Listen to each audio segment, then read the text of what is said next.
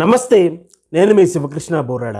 నేను లోకేశ్వరునికి భయపడతాను తప్ప కానీ లోకానికి కాదని చెప్పి ఒక మహానుభావుడు ఒక గొప్ప మాట చెప్పారు. మనం గనక గమనిస్తే ఈ సమాజంలో చాలామంది ఎప్పుడు ఏదో ఒక విమర్శ చేస్తూనే ఉంటారు. అన్నింటినీ కనుక మనం పట్టించుకుంటే మనం జీవితంలో వృద్ధిలోకి రాలేం. మనకు చిన్న కథ చెప్తుంటారు. ఒక రోజున భార్యాభర్తలు ఇద్దరు కూడా గుర్రం పైన వెళ్తున్నారు. ఆ పక్కన ఉన్నటువంటి కొంతమంది ఏమన్నారంటే, ఇద్దరు దున్నపోతులా ఉన్నారు, ఆ గుర్రం పైన కూర్చున్నారు, అది ఎలా తట్టుకుంటుందని చెప్పేసి విమర్శ చేశారు. వెంటనే వీళ్ళిద్దరికీ కొద్దిగా బాధ అనిపించింది. భర్త కిందకి దిగారు, భార్యని పైన కూర్చుని పెట్టారు. కొంత దూరం ట్రావెల్ చేస్తుండగా మరికొంతమంది ఏమన్నారంటే, భార్య మీద కూర్చుంటే భర్త కింద నడుస్తున్నాడు, వీడు చేతకని వాళ్ళ ఉన్నాడని చెప్పేసి చాలా హేళన చేస్తూ మాట్లాడారు. వెంటనే భార్య మనసుకు బాధ కలిగింది. భార్య కిందకి దిగింది, భర్త పైన కూర్చున్నారు, మరికొంత దూరం ట్రావెల్ చేస్తున్నారు. ఇలా ప్రయాణిస్తున్నప్పుడు మరికొంతమంది చూసి భార్య కింద నడుస్తుంటే భర్త మీద వీడు ఒక పనికిమాలిన వాళ్ళ ఉన్నాడని చెప్పేసి మరికొంతమంది విమర్శ చేశారు. వెంటనే భర్త మనసు కొంత గాయపడింది.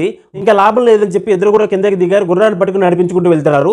మరికొంతమంది అక్కడ చూసి ఒక మాట అన్నారు, గుర్రం ఉన్నప్పటికీ కూడా దీన్ని ఎలా వాడాలో వీళ్ళకి కనీస జ్ఞానం లేనట్టుందని చెప్పేసి మరికొంతమంది విమర్శించారు. ఇప్పుడు చెప్పండి, వాళ్ళు ఏం చేయాలి? మనం ఈ సమాజాన్ని గురించి అతిగా ఆలోచించకుండా ఎప్పుడూ మంచిని చేస్తూ సన్మార్గంలో ముందుకు సాగుదాం. ధన్యవాదాలు. జై హింద్.